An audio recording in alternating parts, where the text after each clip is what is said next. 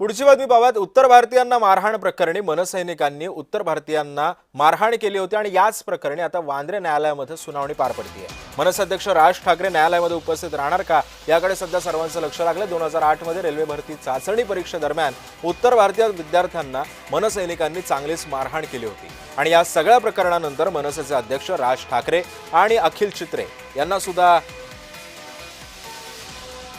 यांच्या विरोधात न्यायालयामध्ये गुन्हा दाखल करण्यात आला होता। आणि या संदर्भामध्ये अधिक माहिती जाणून घेऊयात माझे सहकारी महेंद्र जोईल सध्या आपल्या सोबत आहेत। महेंद्र, राज ठाकरे न्यायालयामध्ये जाणार आहेत का? कारण आता या सगळ्या पार्श्वभूमीवरती फक्त राज ठाकरेच नाही तर अखिल चित्रेंचं सुद्धा नाव समोर येत आहे। नक्कीच राज ठाकरे जाणार की नाही याबाबत अद्याप काही सांगू शकत नाहीये।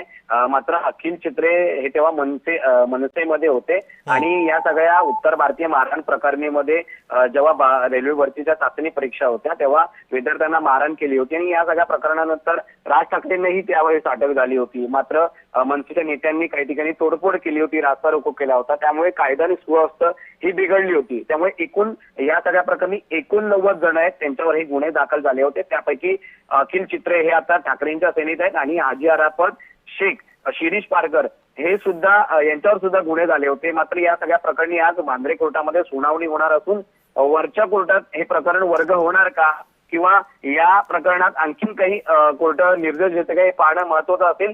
सध्या अखिल चित्रे हे ठाकरेंच्या सेनेवर आहेत आणि हाजी अराफत हे भाजपमध्ये आहेत, तर शिरीष पारकर हे सध्या राजकारणात सक्रिय नाही आहेत। त्यामुळे कोर्टाचा आता निर्णय काय असेल आणि राज ठाकरे या सुनावणीला हजर राहणार का हेही पाहणं महत्वाचं असणार आहे।